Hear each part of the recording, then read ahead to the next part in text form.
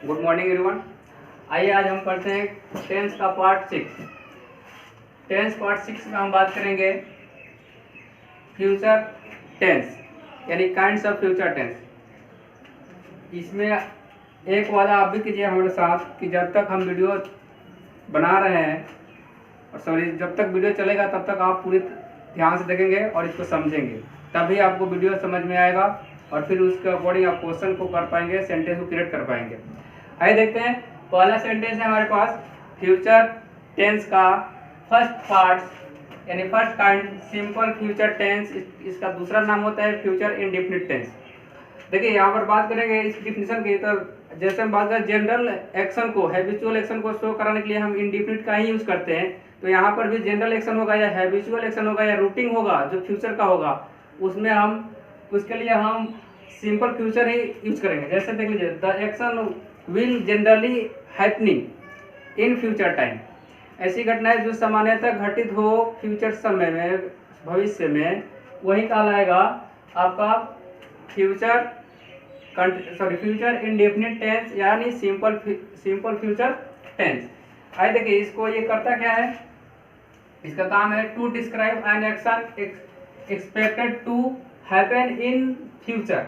ऐसी घटनाएं जो भविष्य में करने के लिए ठान ली जाती है या सोची गई होती है, उसको भविष्य में किया जाएगा, उसको शो कराने के लिए हम फ्यूचर इंडेफिनिट का यूज करते हैं। जैसे मैं बोलूँगा एग्जाम्पल के तौर पर आप देख सकते हैं, आई शैल प्ले टुमारो।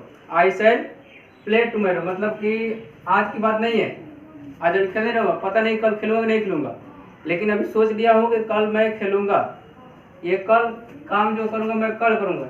जैसे दूसरी एग्जाम्पल लूँगा, he will write a letter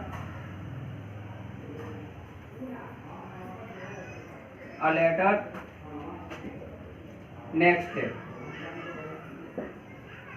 वह अगले दिन लेटर लिखेगा, लेकिन अभी लिखा नहीं है, सोचा है कि अगले दिन मैं लिखूंगा, वह लिखेगा, अभी सोचा है केवल, ये एक्सप्लेन किया गया, एक्सपेक्टेड किया गया कि वो लिखेगा, लिखने वाला है। तो ऐसी घटनाओं को हम समझते हैं फ्यूचर इंडेफिनिट। मैं इसका रूल जान लेते थोड़ा। रूल क्या होता है कि मेरा रूल आप बात करें तो इसमें भी सब्जेक्ट पहले आता है। असर्टिव के लिए बात करें तो पहले हम सब्जेक्ट लिखेंगे, उसके बाद लिखेंगे आप शैल या will according to the subject. इसको पहले बताया था कि अगर आजकल ज़्यादातर न्यू ग्रामर का अकॉर्डिंग ज़्यादा हम विल यूज़ कर रहे हैं, शैल को छोड़ते जा रहे हैं, लेकिन हम बेसिक रूल का अकॉर्डिंग हम शैल को भी पढ़ेंगे। इसके बाद आपका V1 आ जाएगा, ऑब्जेक्ट आएगा, अदर वर्ड आएगा और फुल स्टॉप। देखिए यहाँ पर फिर से देखते हैं एक बार रूल। यदि सब्जेक्ट, अब यहाँ पर शैल विल का यूज इम्पोर्टेंट बात रखता है कि कहाँ हम शैल यूज करें और कहाँ विल। तो देखिए अब मैं पहले बता दिया हूँ पहले फर्स्ट वीडियो में टेंस के कि जो वर्ब होता है बीइंग वर्ब, ये तो खैर मॉडल है, बीइंग वर्ब की तरह यहाँ काम कर रहा है, हेल्पिंग वर्ब की तरह काम कर रहा है। तो जहाँ भी हेल्पिंग वर्ब यूज होगा वो हमेशा सब्जेक्ट के पर्सन या तो पर्सन के अकॉर्डिंग करेगा और नहीं तो नंबर के अकॉर्डिंग। तो सारे जो वर्ब है नंबर के अकॉर्डिंग काम कर रहे थे, वहाँ पर दोनों मत काउंट कीजिएगा कभी भी कि ये नंबर के अकॉर्डिंग भी है और पर्सन के अकॉर्डिंग नहीं। कोई ये काम करेगा या तो पर्सन नहीं तो नंबर, तो ये नंबर के अकॉर्डिंग काम नहीं करता है भाई, ये काम करता है पर्सन के अकॉर्डिंग। यदि फर्स्ट पर्सन होगा तो वहाँ पर आप शैल यूज करेंगे, यूज शैल, या कर सकते हैं use shall with first person. आप फर्स्ट पर्सन के साथ ही शैल भी यूज कर सकते हैं। बाकी जितना बचे, बाकी बचा क्या, सेकंड और थर्ड पर्सन, तो आप लिख सकते हैं एक लाइन में second use second use will with second and third person. तो आप सेकंड और थर्ड पर्सन के साथ यूज करेंगे विल, न कि शैल। लेकिन हमारे जो न्यू अंग्रेजी ग्रामर आ रहा है, इंग्लिश ग्रामर, उसमें कह रहा है कि आप सेल को भुला दीजिए, क्योंकि बहुत कम यूज हो रहा है। हम विल से ही विल का ज़्यादा वुड के रूप में यूज़ कर रहे हैं, विल की जगह पे, सेल की जगह पर भी। तो आप जहाँ हर जगह विल भी लिखते हैं तो आपका सेंटेंस गलत नहीं है, सेंटेंस सही है। लेकिन जो बेसिक रूल कहता है कि आप फर्स्ट पर्सन के साथ लिखना है आपको सेल, और सेकंड और थर्ड पर्सन के साथ लिखना है आपको विल। आप कभी नहीं जाइएगा कि नंबर के अकॉर्डिंग ये यूज होता है, ये हमेशा पर्सन के अकॉर्डिंग यूज होता है, नंबर के अकॉर्डिंग नहीं, ये याद रखिएगा। सेकंड और थर्ड पर्सन के साथ आप लेंगे विल, और फर्स्ट पर्सन के साथ लेंगे आप सेल। देखिए अब इसके हम रूल्स के अकॉर्डिंग चलते हैं। तो जैसे हम ये अफर्मेटिव का है, दूसरी बात करें हम निगेटिव की, तो निगेटिव का यहाँ रूल हो जाएगा, सब्जेक्ट पहले ही रहेगा, सेल विल के बाद आप लिख लेंगे नॉट, नॉट के बाद आपका V1 ही आएगा, और इसके बाद ऑब्जेक्ट, अदरवाइज फुल स्टॉप। यही बात हम निगेटिव इंट्रोगेटिव के लिए करें तो इंट्रोगेटिव में आपका हो जाता है पहले हेल्पिंग वर्ब, हेल्पिंग वर्ब यहाँ पर दो ही है, सेल और विल। तो सेल विल पहले लिख लिए हम, सेल विल के बाद हम लिख लेंगे आपका सब्जेक्ट, अगर निगेटिव होगा उसके साथ इंट्रोगेटिव में तो नॉट लिखेंगे, नहीं होगा तो आप V1, और उसके बाद ऑब्जेक्ट, अदर वर्ड, और लास्ट में क्वेश्चन मार्क जरूर लिखेंगे। यही बात अगर हम WH क्वेश्चन के लिए बात करें तो WH क्वेश्चन के लिए भी सेम होगा, बस उसके पहले WH क्वेश्चन आ जाएगा। जैसे देख सकते हैं WH question what plus shall या will according to the subject, next subject, next not if there are negative sentence, otherwise you use V1, object, other word and question mark. ये आपका सभी rules हो गया फ्यूचर इंडेफिनिट टेंस का। पहला subject plus shall will plus V1 plus object plus other word, उसके बाद full stop. Negative का हो गया subject plus shall will plus not plus V1 plus object plus other word plus full stop. और interrogative का हो गया shall या will plus subject plus not और अदरवाइज V1 प्लस ऑब्जेक्ट और अदर वर्ड। एंड WH का हो गया आपका WH वर्ड प्लस सेल या will plus subject plus not plus V1 plus object और अदर वर्ड। ये तो सेम है, लेकिन आपको याद यही रखना है कि सेल कहाँ यूज होगा और विल कहाँ यूज होगा। तो सेल हमेशा फर्स्ट पर्सन के साथ होगा और सेकंड और थर्ड पर्सन के लिए विल यूज होगा। अच्छा अब बताइए आप लोग का क्या फ्यूचर खत्म हो गया? फ्यूचर अभी खत्म हुआ नहीं। आइए थोड़ा इसका हम एक्सेप्शन देखते हैं कि ये कहाँ कहाँ पर यूज होगा। आइए बच्चों देखते हैं इसका यूज कहाँ कहाँ करते हैं। देखिए कुछ ऐसे सेंटेंस है जो प्रेजेंट में भी आते हैं और कुछ वही सेंटेंस फ्यूचर में भी आते हैं। जैसे हम इंडेफिनिट का रूल पढ़ रहे थे कि जो प्लानेट कर लिया गया हो कि आगे चल के होने वाला है उसको भी हम प्रेजेंट इंडेफिनिट में समझते हैं। लेकिन यहाँ पर कुछ ऐसे कहते हैं कि फ्यूचर भी कहते हैं कि हमारा भी तो हक हुआ उसमें, क्योंकि हमारे टाइम में हो रहा है। तो वहाँ पर वैसी घटनाओं को हम यहाँ पर भी समझेंगे और फिर वहाँ पर भी समझे थे पहले से। देखिए कह रहा है कि future indefinite tense is use in conditional sentence as principal clause. आपको हम पढ़ाए थे क्लॉज टाइप्स ऑफ सेंटेंस में। देखिएगा क्लॉज पढ़ाया गया था, उसमें दो क्लॉज पढ़ाया गया था, प्रिंसिपल और सबऑर्डिनेट क्लॉज। तो अगर कोई बड़ा सा सेंटेंस हो जिसमें दो क्लॉजेस है तो जो फ्यूचर इंडेफिनिट टेंस होगा वो हमेशा लेगा आपका मेन क्लॉज यानी प्रिंसिपल क्लॉज, और जो सबऑर्डिनेट क्लॉज होगा वो दूसरे पे छोड़ देगा अकॉर्डिंग टू द सेंस। जैसे मैं बात करूंगा यहाँ पर एग्जांपल लिखा आपके सामने कि I will buy a bicycle, I bicycle when rate come down। It means कि मैं बाईसाइकिल खरीदूंगा जब दाम कम होगा। तो देखिए यहाँ पर तो आप समझते हैं कि सब्जेक्ट प्लस विल या सेल, यानी कि मतलब अभी खरीदूंगा नहीं। यहाँ पर आप सेल भी लिख सकते हैं, ये न्यू ग्रामर के अकॉर्डिंग यहाँ पर विल भी लिख सकते हैं और सेल भी लिख सकते हैं। पुराने वाले के अकॉर्डिंग सेल भी लिख सकते हैं और न्यू वाले के अकॉर्डिंग विल लिख सकते हैं। देखिए I shall buy a bicycle when rate come down, यदि दाम घटेगा तो मैं साइकिल खरीदूंगा। यानी क्या है, यहाँ पर दो क्लॉजेस हैं, एक क्लॉज ये है व्हेन रेट कम डाउन और दूसरा है आई सेल बाई ए बाईसाइकिल। तो यहाँ पर जो ये यही ना मेन क्लॉज है, इसका तो इसको हटा देंगे तो ये सेंस दे रहा है, ये डिपेंड होता है मेन क्लॉज पे, मेन क्लॉज यानी प्रिंसिपल क्लॉज पे। तो सबऑर्डिनेट क्लॉज जो भी होगा वो डिपेंड करेगा मेन क्लॉज पे। तो यहाँ पर मेन क्लॉज का काम कौन कर रहा है, तो फ्यूचर इंडेफिनिट कर रहा है। तो इसमें हमेशा टू करेगा कौन लेगा, हमेशा मेन क्लॉज हमेशा फ्यूचर इंडेफिनिट लेता है। दूसरा एग्जांपल देख लेते हैं, देखिए इट रेन्स व्हेन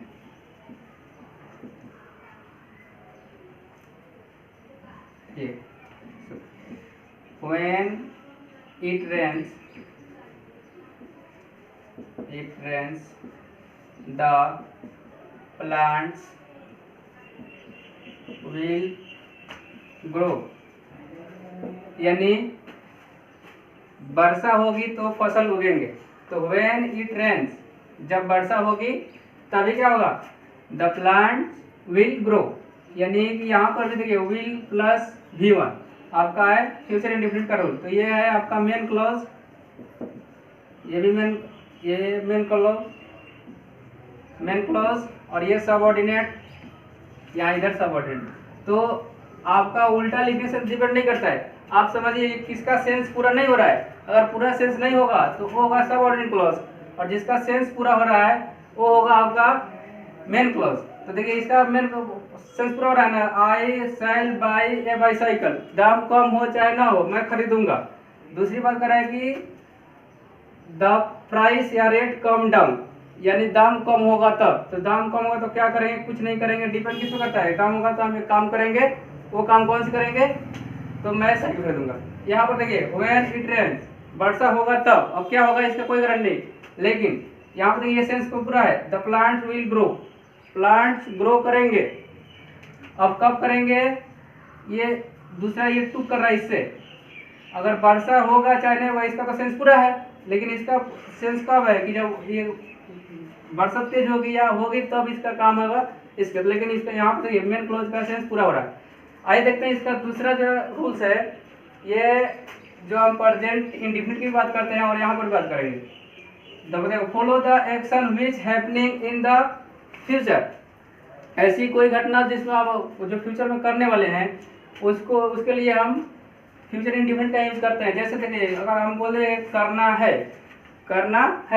तो इसके लिए हम यूज करेंगे हैज है प्लस इन्फिनिटिव। इन्फिनिटिव में मतलब आप समझते ही हो, 2 प्लस V1 को इन्फिनिटिव बोलते हैं, और जेरंड को अगर V4 एज नाउन की तरह काम करे तो वहाँ पर हम यूज करते हैं जेरंड। लेकिन यहाँ पर देखिए इन्फिनिटिव जो होता है हैज है प्लस इन्फिनिटिव, है इसका सेंस देता है करना है। जैसे मुझे फीस जमा करनी है या मुझे फीस अदा करनी है, तो यहाँ पर लिखेंगे आई हैव, अब हैव के बाद हैज एक बार इन्फिनिटिव बोलते हैं 2 प्लस V1, टू पे फी। ये आपका सेंटेंस बना क्या कि मैं मतलब करना है, अभी किए नहीं है लेकिन करना है, थोड़ी देर बाद करेंगे। दूसरी बात है वाले हैं, इसका सेंस देगा आपका कि मैं कोई काम करने वाला हूँ, तो इसको बोलेंगे हम क्या, ERM प्लस इन्फिनिटिव 2, यहाँ पर 2 प्लस V1 यूज करेंगे तो उसका सेंस देगा कि आप कोई काम करने वाले हैं। जैसे मैं बात बोलूँगा कि मैं पटना जाने वाला हूँ, तो क्या बोलूँगा, आई एम टू गो, और गो के बाद आप जानते हैं कि पटना टू लगता है, फिर आप टू लेंगे टू पटना, यानी मैं पटना जाने वाला हूँ, मैं पटना से आने वाला हूँ, तो यहाँ पे करेंगे I am to come from Patna. ऐसी बात है। और दूसरी बात है करने ही वाले हैं, या करने को है, या मरने को है, या मरने ही वाले हैं, कोई काम तुरंत मतलब होने वाला है, वो भी तो अभी हुआ नहीं ना है, फ्यूचर में होगा। तो फ्यूचर में होगा तो उसके लिए हम करेंगे is are am plus about plus V2 plus V1 यानी इन्फिनिटिव 2। जैसे मैं बोलूँगा कि द पेशेंट,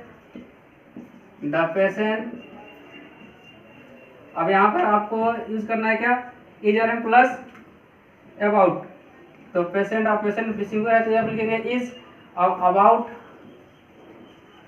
अबाउट, इसके बाद इन्फिनेटिव के लिए टू को लिख लेंगे टू डाई, यानी रोगी मरने को है या रोगी मरने ही वाला है। लास्ट देखेंगे जा रहा है, मतलब कोई काम अभी हो रहा है, मतलब करने ही वाला है, उसके लिए चल दिया है आदमी, उसके लिए हम यूज करेंगे is are am plus going plus infinitive. जैसे मैं बोलूँगा आई एम गोइंग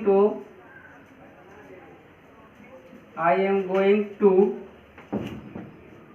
और फिर यहाँ पर V1 रीड न्यूज़पेपर, यानी मैं न्यूज़पेपर पढ़ने जा रहा हूँ। तो यहाँ पर लिखेंगे I am going to read newspaper. सब जगह रूल फॉलो कर रहा है, is are am plus going plus infinitive to is are am plus going plus infinitive. यहाँ पे देखिए is are am plus about plus to plus V1 यानी infinitive. यहाँ पे देखिए is are am plus to plus V1 plus other word यानी infinitive, 5 plus 2 और infinitive. ये आपका रूल को फॉलो कर रहा है। तो आपका ये यहाँ पर कंप्लीट हुआ simple future tense. Simple future tense यहाँ पर कंप्लीट। दूसरा हमारे पास future part of the future tense, future continuous tense. ऐसी घटनाएं जो कुछ समय के लिए फ्यूचर में घटित होगी उसको हम समझेंगे फ्यूचर कंटिन्यूअस टेंस। यानी डेफिनेशन दे सकते हैं the action will happening for some times in future, मतलब कोई घटना कुछ समय के लिए, समय अंतराल के लिए फ्यूचर में घटने वाली हो, उसकी संभावना को हम सूचित करेंगे फ्यूचर कंटिन्यूअस के अकॉर्डिंग। यहाँ पर नोट देख लीजिए, future continuous tense use for certain plan in future, मतलब ऐसी घटनाएं यहाँ यूज इसलिए किया जाता है कि कोई संभावना को व्यतीत करने के लिए हम इसका यूज करते हैं। जैसे मैं बोलूँगा एग्जाम्पल के तौर पर देख सकते हैं, रेखा, अब रेखा का थर्ड पर्सन है तो थर्ड पर्सन लगेगा आपका विल। अब इसके बाद आता है बी इसके पहले यूज नहीं कर रहे थे, यहाँ पर हम कंटिन्यूअस बी यूज करते हैं, बी और मीटिंग मी। अब कब करेगी, आगे करेगी फ्यूचर में, यस्टरडे सॉरी यस्टरडे टुमारो, आगे समय आने वाले में करेंगे टुमारो। दूसरी एग्जांपल देखते हैं, Ramu will be staying hair till Friday. It means Ramu यहाँ फ्राइडे तक रहेगा। ये जो पहले से ही अनुमान लगा लिया गया है, संभावना है कि वो रहने वाला है या फिर वो मिलने वाली है। तो ऐसी घटना को हम शो करने के लिए फ्यूचर कंटिन्यूअस का यूज करते हैं। और इसका रूल देख लेते हैं। रूल इसका होता है मेड अप रूल के अकॉर्डिंग आप चाहेंगे तो सब्जेक्ट पहले ही आएगा, हो जाएगा सब्जेक्ट असर्टिव में, सब्जेक्ट प्लस शैल या विल, फिर यहाँ पर वहीं से, लेकिन इसके जस्ट बाद आप बी यूज करेंगे। अगर निगेटिव सेंस होगा तो नॉट पहले यूज करेंगे, उसके बाद भी आप यहाँ पर V4 यूज करेंगे, ऑब्जेक्ट और अदर वर्ड, लास्ट में full stop according to the sentence. Negative अगर होगा यही सेंटेंस तो हम इसको ऐसे लिखेंगे, सब्जेक्ट प्लस शैल या विल प्लस नॉट यहाँ पर लिख लेंगे, उसके बाद बी, क्योंकि जो बी का सेंस होता है हमेशा नॉट के बाद ही होता है, या बी हो या फिर बिन हो। Be plus V4 object other word full stop. अगर आपका इंट्रोगेटिव सेंस हो तो उसमें आप लिखेंगे इसको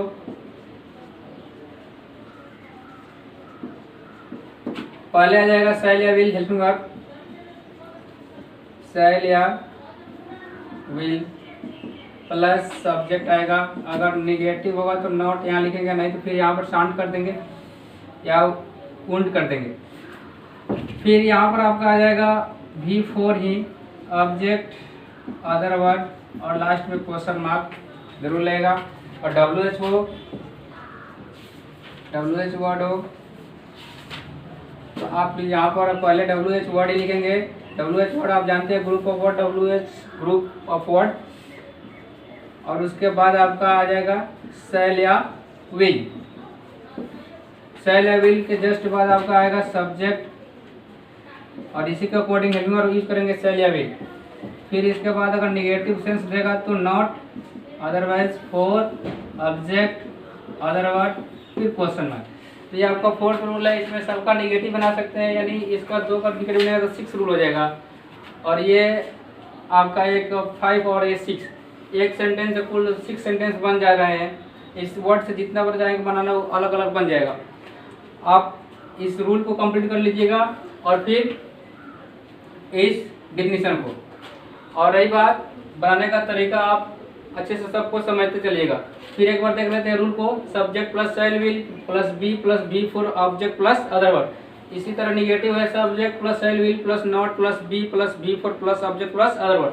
फिर इस तरह अगर इंट्रोगेटिव बात करेंगे तो पहले शैल विल सब्जेक्ट प्लस, अगर निगेटिव हो तो not plus be four plus object plus other word. अगर इस तरह बात करें WH की तो WH प्लस शैल या will plus subject plus not होगा तो नॉट, नहीं तो be four plus object plus other word. आइए देखते हैं तीसरा part of the future tense, future perfect tense. इसका डिफरेंस निकलेंगे, the action will happening a point of time in future. मतलब कोई घटना कुछ समय के लिए फ्यूचर समय में घटेगी, कोई निश्चित समय पर, तो उसको हम बोलेंगे future perfect tense. Future perfect tense का रूल आपका देख सकते हैं। जो रूल होगा बनाने का, टेंस क्रिएट करने का, वो हो जाएगा सब्जेक्ट प्लस आपका यहाँ पर लिख लेंगे शैल या विल, शैल या विल। इसके बाद आप लिखेंगे हैव, इसके बाद आप लिखेंगे V3 ऑब्जेक्ट अदर वर्ड और उसके बाद फुल स्टॉप। यदि इसमें निगेटिव होता तो आप पहले शैल या विल के बाद आप नॉट लगाते, उसके बाद हैव लगाते। आइए देखिए, अगर इंट्रोगेटिव होता तो मैं इसको इसी तरह पहले शैल विल ले लेते हैं, शैल या विल। कब इंट्रोगेटिव के लिए शैल या विल प्लस सब्जेक्ट, अगर निगेटिव होता तो नॉट, नहीं होता तो नहीं लिखते। उसके बाद have plus V3, have plus V3 object other word और फुल स्टॉप लगाते हैं। आइए देखते हैं इसका कुछ लिमिटेशन है जहाँ पर ये फॉलो करेगा और कहाँ तक ये फॉलो कर सकता है। देखिए, to express the completion of an action for a point of time in future. मतलब कोई काम फ्यूचर में किसी कुछ समय अंतराल के लिए होता है, उसको शो कराने के लिए हम यूज करेंगे प्रेजेंट परफेक्ट टेंस। जैसे मैं बोलूँगा the gardener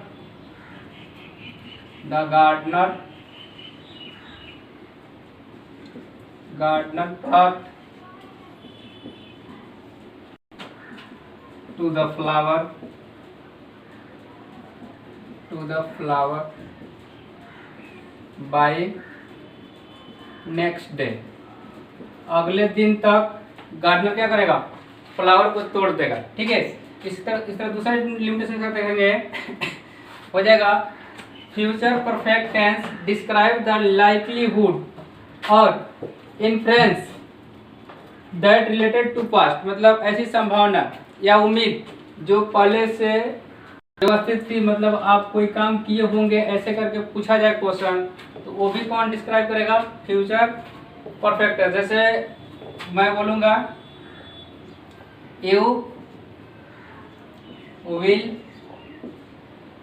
have heard the name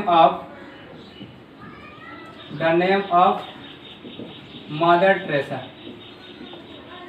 it means कि आपने मदर टेरेसा का नाम सुने होंगे। यानी ये जो एक्शन है पहले हो गया है, पास्ट का है, लेकिन शो कराया जा रहा है फ्यूचर में। तो यहाँ पर भी हम यूज करेंगे और यहाँ पर भी हम फॉलो करेंगे रूल ऑफ परफेक्ट का। आइए देखते हैं तीसरा कंडीशन क्या है, द कंडीशनल सेंटेंस। क्या होता है, कभी कभी कंडीशनल सेंटेंस होता है। कंडीशनल मतलब वही सेंटेंस जिसमें दो भाग हो, दो क्लॉजेस हो, उसको हम कंडीशनल बोलते हैं।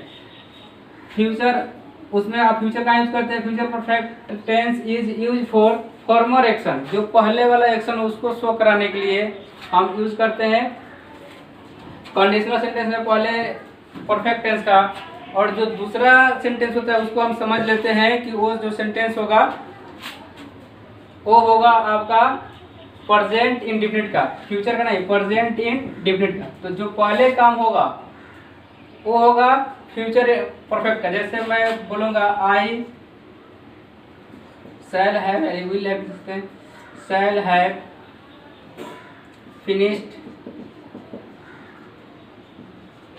फिनिश्ड माई वर्क या my homework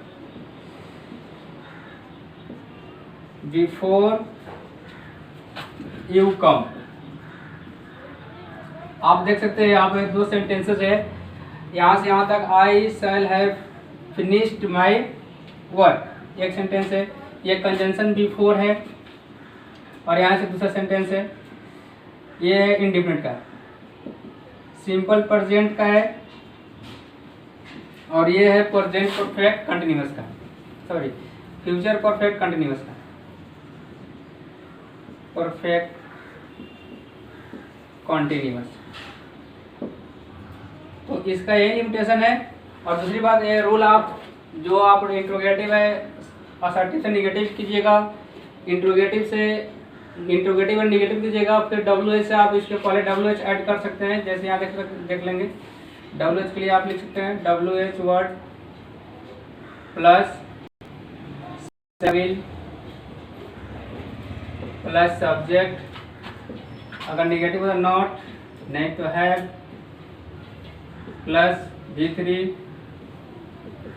object, other word, last में क्वेश्चन मार्क जरूर लगाए। ये आप लिमिटेशन पे इस सेंटेंस कर सकते हैं। और आपको होमवर्क में कमेंट बॉक्स में इस पे आपको सेंटेंस बनाना है जो कंडीशनल सेंटेंसेस हो। आइए देखते हैं fourth part of future tense, it's name future perfect continuous tense. आइए देखिए इसका डेफिनेशन जो होता है, the action will happening till a point of time in future, मतलब कोई घटना किसी निश्चित समय तक घटेगी फ्यूचर टाइम में, उसको हम समझेंगे फ्यूचर परफेक्ट कंटिन्यूअस टेंस। इसका लिमिटेशन नहीं होता है, सारा काम तो यही सब कर दिए, आप इसका रूल पढ़ लेंगे। रूल देख लीजिए, रूल होता है सब्जेक्ट प्लस शैल या विल, इसके बाद आप लेंगे हैव बीन, हैव मिलेगा और बीन मिलेगा, इसके बाद आपका आ जाएगा V4 object, other word, full stop. जैसे मैं एग्जाम्पल की बात करूं, अगर देखिए इसमें एक और चीज़ होता है, आपका टाइम दिया हो तो वहाँ पर आप लिखते हैं फ्रॉम और फॉर, यहाँ पर सिंस यूज नहीं करते हैं, क्योंकि सिंस जो होता है पॉइंट ऑफ टाइम को बताता है जो निश्चित हो चुका ऑलरेडी, लेकिन फ्रॉम जो होता है संभावना को व्यक्त करता है, इसलिए आपको आप सिंस के बदले हम फ्रॉम यूज करेंगे, सिंस नहीं। देखिए एग्जाम्पल दे सकते हैं, I shell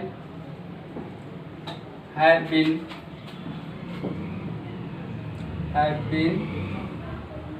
teaching you from 2015। It means आगे आने वाले जो समय है उसको सुनिश्चित करने के लिए अगर पॉइंट ऑफ टाइम होगा तो आप लिखेंगे फ्रॉम, अगर पीरियड ऑफ टाइम होगा तो आप लिखेंगे फॉर। दूसरी एग्जांपल देखते हैं, you will have been reading here for 2 years। तो ऐसे आप टाइम को शो करने के लिए फ्रॉम और फॉर का यूज करेंगे। फॉर जहाँ डिनोट करेंगे उसके बाद आपका पॉइंट ऑफ टाइम आना चाहिए, और फॉर जहाँ डिनोट लिखेंगे वहाँ उसके बाद आपका पीरियड ऑफ टाइम आना चाहिए। इसी तरह आप निगेटिव बना सकते हैं। निगेटिव के लिए रूल हो जाएगा आपका subject plus shall will he रहेगा, इसके बाद आपका निगेटिव से नॉट आ जाएगा, उसके बाद have been plus V4 object, other word, from for और टाइम, फिर फुल स्टॉप। इंट्रोगेटिव की बात करेंगे आप, तो इंट्रोगेटिव में भी आपका सबसे पहले आता है, हम जानते हैं जैसे हेल्पिंग वर्ब, तो हेल्पिंग वर्ब यहाँ पर शैल विल है, तो शैल विल के बाद आपका सब्जेक्ट आ जाएगा। अगर निगेटिव होगा इसमें तो नॉट लिखेंगे, नहीं होगा तो हैव बीन लिखेंगे। Have been plus before object other word from और फॉर प्लस टाइम, और लास्ट में क्वेश्चन मार्क लगाएंगे। WH वर्ड तो सेम, उसके पहले आप लिख लेंगे WH वर्ड पहले, WH वर्ड प्लस शैल या will plus subject plus not होगा तो, नहीं तो have been plus before object other word from for time question mark. I hope आपको पूरी वीडियो समझ में आई होगी, और उम्मीद करता हूँ कि आप लोग सभी सेंटेंसेस एग्जाम्पल बनाकर कमेंट बॉक्स में या फिर ग्रुप में ज़रूर दिखाएंगे। Thank you.